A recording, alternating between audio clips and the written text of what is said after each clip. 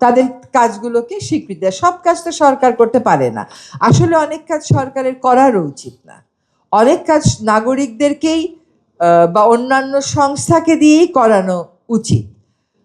কিন্তু আমরা সব কাজ করতে যাই, ইন দ্য প্রসেস দেখা যায় এত বেশি ভারাক্রান্ত হয়ে যায় যে সেগুলো আর আমরা করতে পারি না। আজকে একটা কথা একটু বলি, যারা পুরস্কার পাবেন তাদেরকে আগাম অভিনন্দন জানিয়ে, পুরস্কার কিন্তু মনে করবেন না যে পেয়ে গেলেন বাসায় চলে গেলেন হাসতে হাসতে, ওরকম না। পুরস্কার পেলে আপনি আরো লাইমলাইটে আসেন, আপনার দায়িত্ব আরো বেড়ে যায়, লোকে দেখে যে আপনি আরো ভালো করে কাজ করতে পারছেন কিনা। কোকো ও শিয়া বাটারের ইউনিক কম্বিনেশনে তৈরি Natura expert care body lotion স্কিনের ড্যামেজ হিল করে, ত্বক রাখে সফট ও ময়েশ্চারাইজ। লুকিয়ে আর কতদিন, বাই বাই ড্যামেজ স্কিন। ফলে পুরস্কার একটা দায়িত্বেরও বিষয়, এটা দায়িত্বের মাত্রাটাকে বাড়িয়ে দেয়। আমরা সামনে 12ই ফেব্রুয়ারিতে ভোট দেব। আমরা কিন্তু এবার দুটো ভোট দেব। একটা ভোট হচ্ছে আমি কোন প্রার্থীকে আমার সংসদ সদস্য হিসেবে দেখতে চাই, সেখানে আপনারা আপনাদের বিবেক বুদ্ধি কাজে লাগিয়ে এমনভাবেই ভোট দেবেন যাতে আর পস্তাতে না হয়। আমরাই ভোট দিই, আমরাই আবার বলি নেতারা ভালো না, এটা হইতে পারবে না। আমরা ভালো নেতা দেখে যেন ভোট দিই। প্রথম নির্বাচনটা সম্পর্কে, সাধারণ নির্বাচন সম্পর্কে আমাদের এটাই থাকবে আপনাদের কাছে আবেদন। দ্বিতীয়, ওই একই দিনে যে দ্বিতীয় ভোটটা দেবেন সেটা হচ্ছে গণভোট। এটা হচ্ছে বাংলাদেশের ক্ষমতার যে ভারটা আছে সেই ভারটাকে শাসক গোষ্ঠীর থেকে জনগণের দিকে বাঁক খাওয়ানোর একটা সিদ্ধান্তের সময়।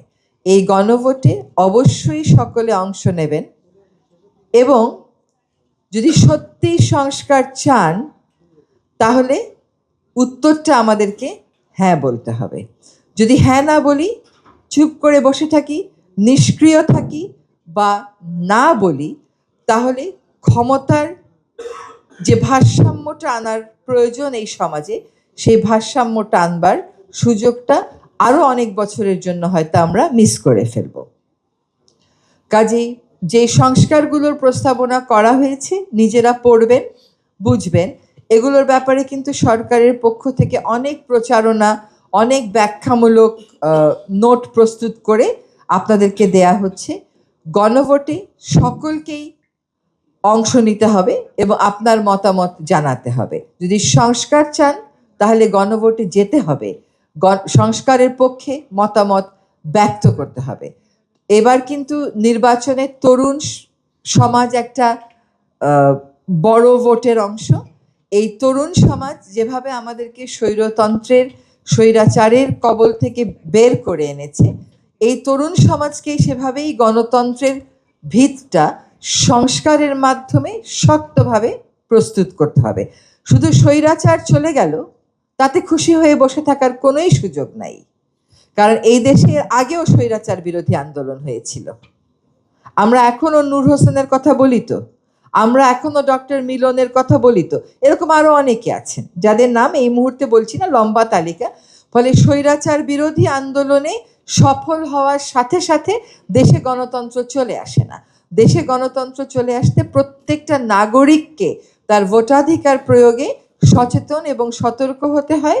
আপনাদের ভালো বুঝে আপনারা সাধারণ নির্বাচনে ভোট দেবেন, আর গণভোটে সংস্কারের যে প্রস্তাবনাগুলো আছে যদি সত্যি ক্ষমতার ভর শাসক গোষ্ঠীর কাছ থেকে জনগণের কাছে নিতে চান তাহলে সংস্কারের পক্ষে থাকবেন। আপনারা, আমাদেরকে অনেক ভয় ভীতি দেখানো হবে যাতে নির্বাচনে আমরা না যাই, ভোটাররা যাতে ভীত হয়, তার কিছু আলামত তো ইতোমধ্যেই আমরা পেয়েছি।